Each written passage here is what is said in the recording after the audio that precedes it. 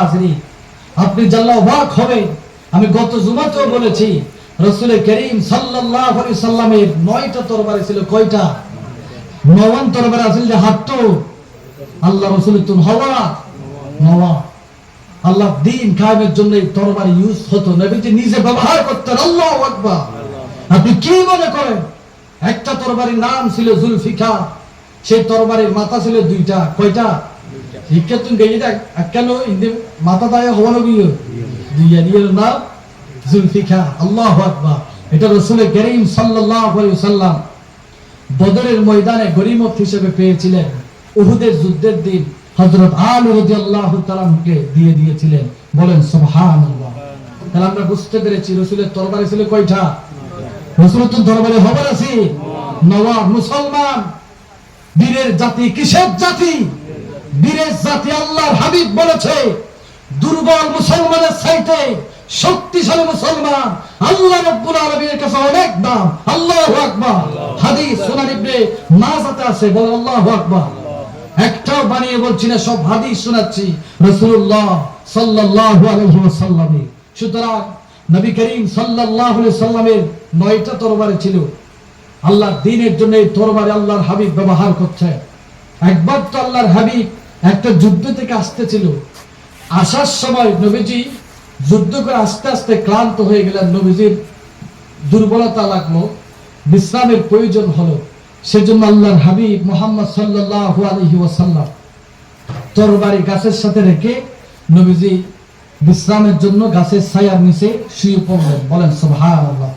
বিলোর আর তো হাম করতে করতে বল ফুললে ফর মিকে রাহি এলো নিজে লেডি নথা গাছের ছায়া বইল তা মিকে ফর রাহি লম্বা দালো হে হাঁটতে বল ফুললে লম্বা দা একান্দি রাহি আর গাছের ছায়া তো নবী লেগে নবী বই রসুলের তো বল ফুরকে জেহালে তো নাই রাড়ি রাড়ি গাছল্লা তরবারি রাহি রসুলে গাছের ছায়া তলে শুইতে কি ঘুমা গিয়ে কাফিরকে সম্বেদন করে দূরে আয় কাসিবে তো তরবারি আনলই আদিয়া মুহাম্মদ ইস্তাইকাস মিনান নাও।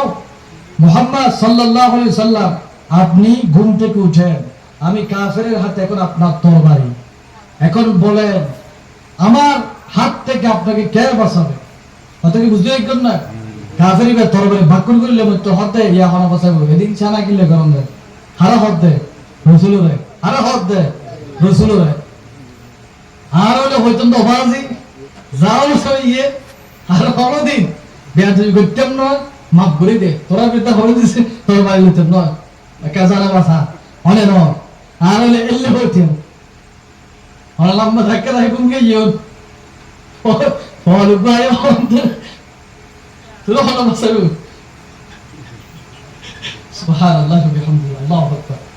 রাসূলুল্লাহ হদে মুহাম্মদ সাল্লাল্লাহু আলাইহি ওয়াসাল্লাম আপনি বলেন আপনি যে তো আমাদের বিরুদ্ধে অস্ত্র ধরেন, আমাদের বিরুদ্ধে জিহাদ করেন, এখন তো তরবারি আমার হাতে, আপনার সাহাবী তো আপনার পাশে, আপনাকে কে বাঁচাবে আমার হাত থেকে?